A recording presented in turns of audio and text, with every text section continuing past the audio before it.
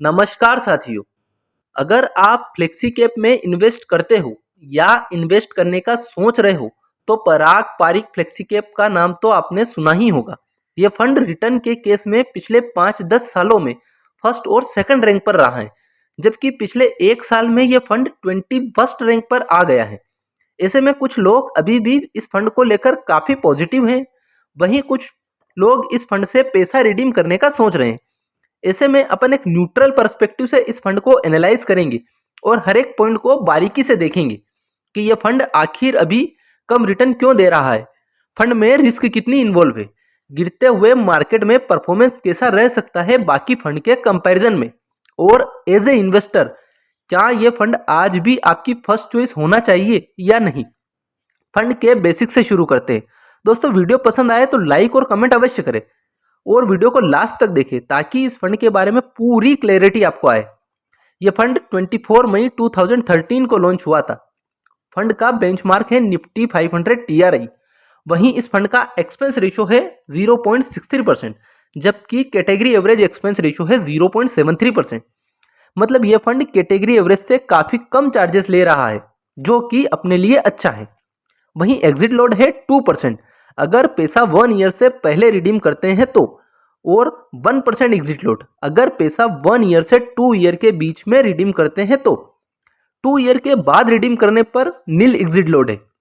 मतलब मिनिमम आप 2-3 साल के लिए तो इन्वेस्ट करिए ही, वरना एग्जिट लोड आपको बहुत महंगा पड़ जाएगा। फंड मैनेजमेंट की बात करें तो राजीव ठक्कर और रौनक ओकार जब से फंड स्टार्ट हुआ मई 2013 से ही मैनेज कर रहे हैं।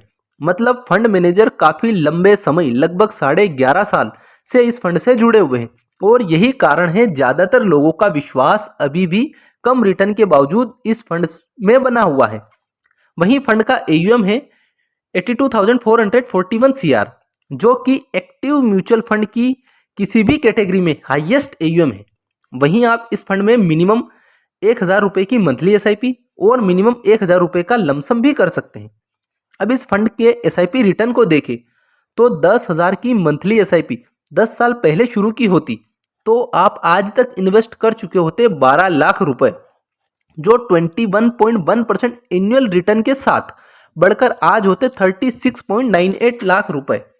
वहीं 1 लाख रुपए अगर आपने 10 ईयर पहले लमसम किए होते तो आज 18.80% एनुअलाइज रिटर्न के साथ बढ़कर होते 5.60 लाख रुपए। मतलब लॉन्ग टर्म में तो फंड ने कंसिस्टेंटली SIP और लमसम दोनों ही केस में, स्पेशली SIP के केस में तो बहुत ही अच्छा रिटर्न दिया है। अब इस रिटर्न को बाकी फंड और बेंचमार्क के साथ कंपेयर करके देखें तो इस फंड ने पास्ट 1 ईयर में 28.67%, पास्ट 3 ईयर में 16.35%, पास्ट 5 ईयर में 25.54% एवं पास्ट 10 ईयर में 18.80% का रिटर्न दिया है। जबकि बेंचमार्क निफ्टी 500 इंडेक्स ने पास्ट 1 ईयर में 27.17%, पास्ट 3 ईयर में 15.22%, पास्ट 5 ईयर में 19.28% एवं पास्ट 10 ईयर में 13.75% का ही रिटर्न दिया है। वहीं category average past 1 year return 30.25%, 3 year 16.45%, 5 year में 20.09% एवं 10 ईयर में 14.66% का रिटर्न दिया है। वहीं रिटर्न रैंकिंग को देखें तो पास्ट 1 ईयर में 21 आउट ऑफ 38, 3 ईयर में rank 12 out of 27, 5 year rank 2 out of 23 एवं 10 ईयर रैंक 2 आउट ऑफ 17 रही हैं। मतलब फंड ने बेंचमार्क के 1, 3, 5 एवं 10 ईयर के रिटर्न से ज़्यादा ही रिटर्न दिया है, जबकि 1 एंड 3 ईयर में कैटेगरी एवरेज से कम रिटर्न दिया है। दोस्तों, 1 एंड 3 ईयर के कम रिटर्न का आंसर तो हमें रिस्क रेशो ही दे सकते हैं, क्योंकि रिस्क रेशो पास्ट 3 ईयर के डेली रिटर्न बेसिस पर कैलकुलेट किए जाते हैं। फर्स्ट रिस्क रेशो है जैनसन्स अल्फा। फंड का अल्फा है 2.71, जबकि कैटेगरी एवरेज अल्फा है 0.51। अल्फा हमें बताता है फंड ने बेंचमार्क से कितना ज़्यादा रिस्क एडजस्टेड रिटर्न दिया है, इसलिए ये जितना ज़्यादा हो उतना ही अच्छा है। मतलब अल्फा के केस में तो ये फंड कैटेगरी से काफ़ी अच्छा है।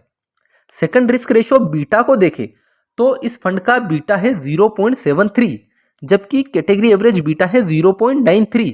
दोस्तों बीटा हमें बताता है फंड का परफॉर्मेंस कितना वोलेटाइल है। ये जितना कम हो उतना ही अच्छा है। मतलब ये फंड काफ़ी कम रिस्की है क्योंकि इसका बीटा कम है कैटेगरी के कंपैरिजन में। जैसे इस फंड का वर्स्ट क्वार्टर परफॉर्मेंस जब ये फंड सबसे ज़्यादा गिरा वो है Q1 ऑफ 2020, जब फंड 21.38% गिरा, जबकि इसका बेंचमार्क 29.24% गिरा था। मतलब फंड काफ़ी कम गिरा था।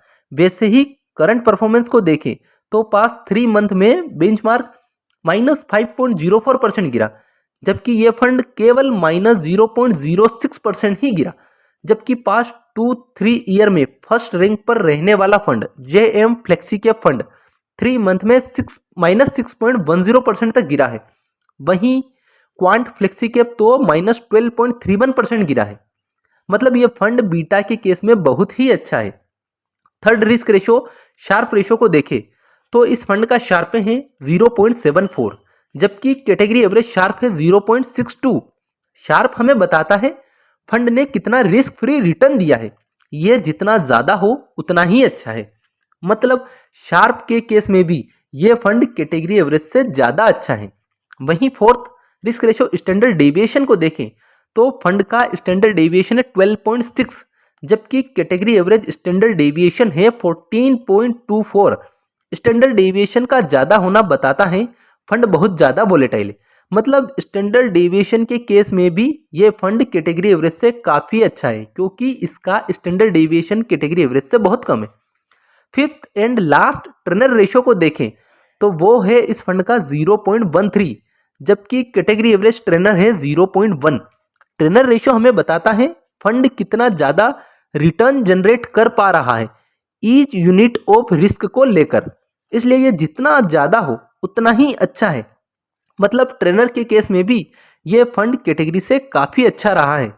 दोस्तों यहाँ से एक चीज़ समझ में आती है, फंड ने काफ़ी कम रिस्क में भी अच्छा रिटर्न जनरेट करके दिया है। और वो फंड जो ज़्यादा रिस्क ले रहे थे उनमें अभी मार्केट गिरावट के समय बहुत गिरावट देखी गई है। इसके अलावा इस फंड ने लार्ज कैप में लगभग 49% पैसा इन्वेस्ट किया है, जबकि कैटेगरी एवरेज फंड ने 41% पैसा ही इन्वेस्ट किया है। मतलब इस फंड ने लार्ज कैप में अच्छा खासा इन्वेस्ट किया है जिससे रिस्क और भी कम हो गया है। इसके अलावा इस फंड ने फॉरेन इक्विटी में 12.5% पैसा इन्वेस्ट किया है, जिससे कि अगर इंडियन मार्केट थोड़ा डाउन भी होता है तब भी फॉरेन इक्विटी होने की वजह से फंड थोड़ा स्टेबल हो जाता है।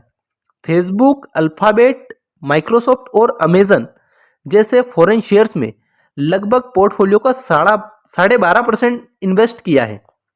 एक चीज़ और, जहां बाकी फंड ने 2-3% पैसा ही कैश होल्डिंग में रख रखा है, जबकि इस फंड में लगभग 15.58% पैसा कैश में है। मतलब लगभग 16% पैसा तो मार्केट में इन्वेस्ट ही नहीं किया है। और उसका रीज़न अपन पहले भी देख चुके हैं, वो है बफेट इंडिकेटर का ओवर वैल्यूड होना।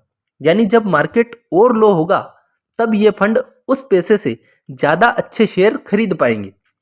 वैसे ही जैसे वारेन बफेट ने भी अभी लगभग 25% पैसा कैश में रखा है मार्केट के क्रैश होने या ज़्यादा गिरावट के इंतज़ार में, ताकि अच्छे शेयर्स को कम दाम में खरीदा जा सके। अब इस पोर्टफोलियो टर्नओवर रेशियो देखें तो वो है 21.17%, जबकि कैटेगरी एवरेज टर्नओवर रेशियो है 394.14%। टर्नओवर रेशियो है फंड मैनेजर ने पास्ट 1 ईयर में कितने शेयर्स को फ्रिक्वेंटली चेंज किया है। इसलिए ये जितना कम हो उतना ही अच्छा है। यहाँ भी ये फंड अच्छा ही रहा है। अब इस कैटेगरी के कंपैरिजन में फंड की करंट रेटिंग को देखें तो क्रिसिल ने इस फंड को 3 स्टार, जबकि वैल्यू रिसर्च ऑनलाइन और मॉर्निंग स्टार दोनों ही रेटिंग एजेंसी ने इसे 5 स्टार रेटिंग दी है। दोस्तों अभी तक के डिस्कशन से मुझे तो इस फंड में कोई इशू लगा नहीं। मैं पर्सनली भी इस फंड में इन्वेस्ट करता हूँ। खैर आप इन्वेस्ट करें या ना करें यह आपकी चॉइस है, ना कि कोई इन्वेस्टमेंट एडवाइस। वीडियो कैसा लगा कमेंट में अवश्य बताएं। लाइक, शेयर एवं सब्सक्राइब करें। धन्यवाद।